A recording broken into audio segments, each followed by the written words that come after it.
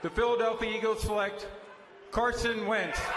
The 2016 number 2 overall draft pick, Carson Wentz, is the topic of today's video, and in this video, I'm going to explain what went wrong with his career and his eventual downfall. Feel free to skip to a chapter you'd like, but let's begin.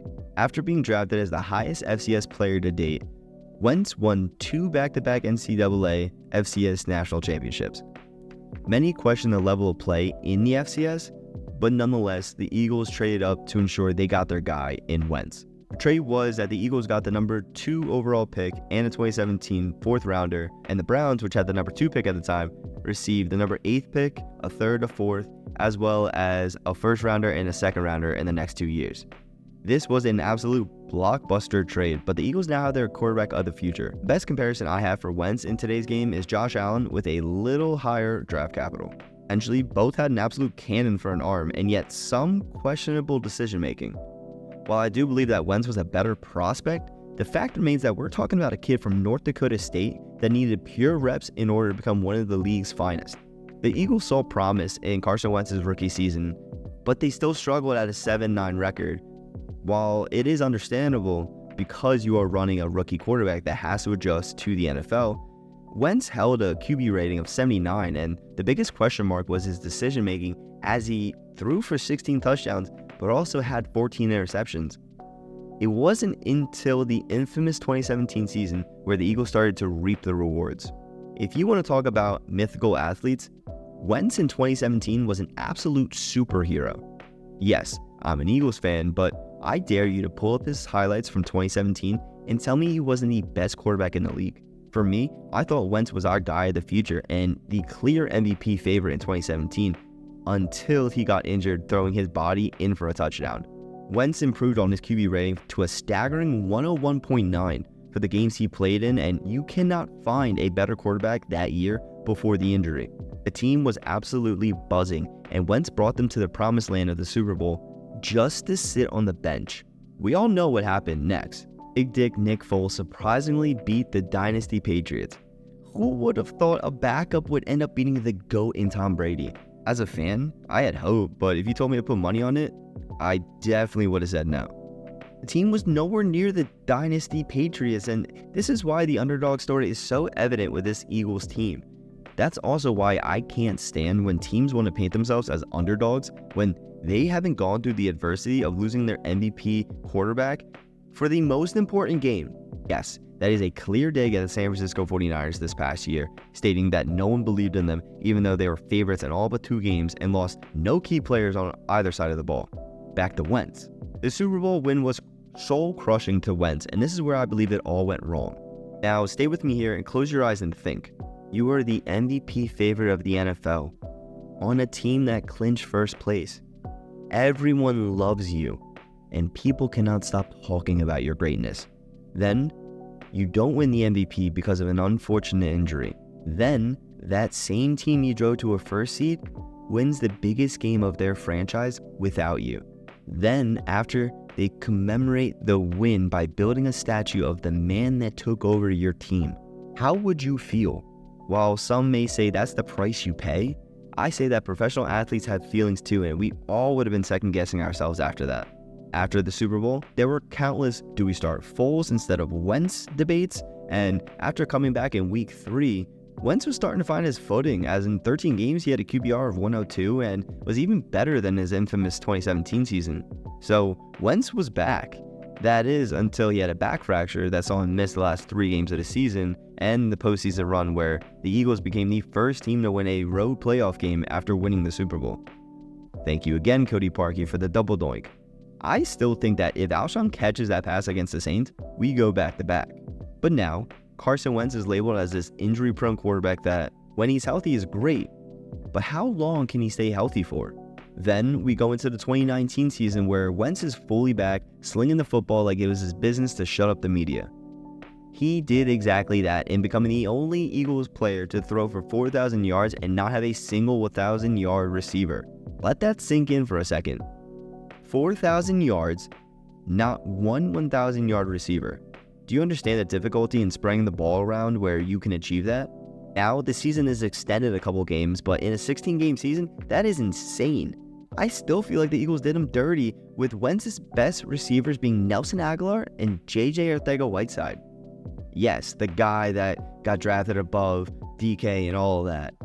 The media still painted Wentz as the bad guy because he never won anything of significant value in the NFL, and most of his value came from the potential he had to get back to that 2017 form. This season, in my eyes, is a very slept-on season for Wentz, and it is a disservice to say that he only had one good year, and this showed that he could still sling it. That 2019 season showed that he could bounce back, and that's exactly what he did until he took a late hit from Jadeveon Clowney in the playoffs to knock Wentz out for good. It was after this concussion that Wentz was clearly never the same. The next season in 2020, coming back from that concussion, was his worst year since his rookie year, and while Wentz is still to blame, I still think the Eagles could have put him in a better situation to get back to that level. But the Eagles were dealing with the crappy contracts of the Super Bowl, and one other big thing. They drafted his eventual replacement in Jalen Hurts. I remember watching the draft and seeing Hurts pop up and just left speechless because we needed wide receivers and other positions, yet we're going to draft a quarterback in the second. We are going to draft the replacement to our paid franchise quarterback in the second round. The controversies began, and considering Wentz wasn't there mentally anymore, he soon got benched for Jalen Hurts, and the media went to town saying that Hurts should start, Wentz should sit, they should trade Wentz, all this internal stuff that led Wentz to that mental dissipation, to that mental hell. And this is what I mean when I say they didn't help Wentz, as we see with Hurts having the likes of Smitty, AJ Brown, Goddard, and now Saquon. Obviously, the Eagles front office realized that if you don't surround your quarterback with weapons, there's only so much you can achieve. This was the final nail in the coffin for Wentz, as Hurts showed enough promise to get Wentz traded to the Colts for a third and a conditional second rounder.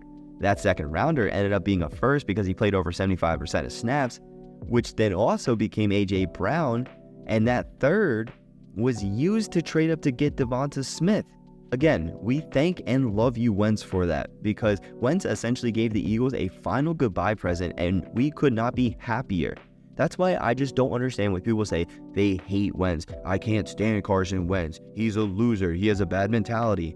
Okay, but when he left the Eagles, he made sure that he played enough snaps to get us a first rounder. He essentially created the team that went to the Super Bowl. He created the other team after him that went to the Super Bowl. He set the Eagles up for good. And how can you hate somebody that, even though they have dealt with injuries, when they played on your team, they absolutely balled?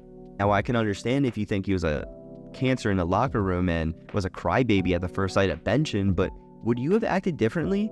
He was in the shadows after that 2017 injury, always having to prove himself time and time again, just for the Eagles to not give him weapons and make him the scapegoat.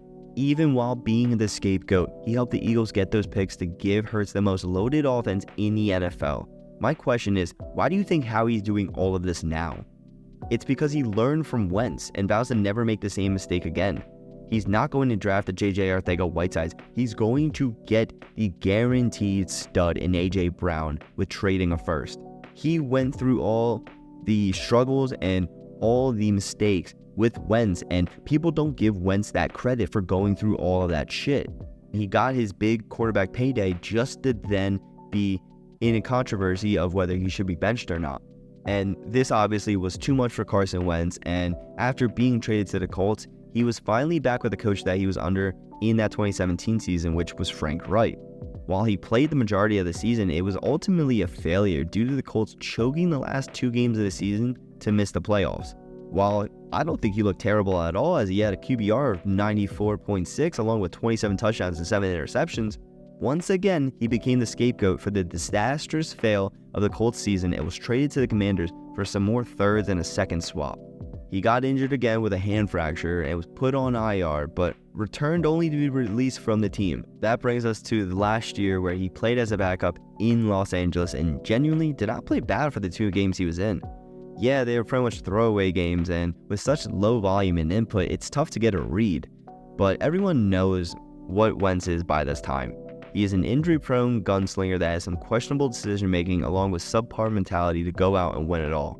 That leads us into today where he signs with the Chiefs to contend for a backup spot under Patrick Mahomes. Carson Wentz essentially stated that he went to the Chiefs as that backup role because of the winning culture, and hey, maybe it'll do him some good, but being at the ripe age of 31, I'm not sure he can find another starting position even if he tried. My overall opinion of Carson Wentz boils down to this. I think that he could have been one of the greatest Eagles to ever wear the uniform, let alone be one of the greatest quarterbacks that we've seen in the NFL in recent times. I just think that he did not have the mental fortitude to hold up in such a tough Philly environment where the media most always paints you as the villain. And while I don't think that many NFL players can hold up in a Philly media environment, it does not help the case for Carson Wentz. When he played here, he was great. When he was injured, you can't do anything about that. And the people that have him on that hate you list, the same rankings of Ben Simmons, makes absolutely no sense to me. When he played for us, he was great. He brought us to our only Super Bowl, and you can't take that away. When he left, he made sure that he played to get us a first round, to get us a third rounder. That became A.J. Brown. That became Smitty in a deal. We packaged all of that we got from Carson Wentz to trade up and get those players. So how can you hate Carson Wentz? When he had no tools, he did not go into the media and say, oh, I have no tools, I need more players, but that we see quarterbacks do all the time, or offensive coordinators go to all the time. He didn't do that. He didn't run. He didn't hide. He didn't shy away. He played.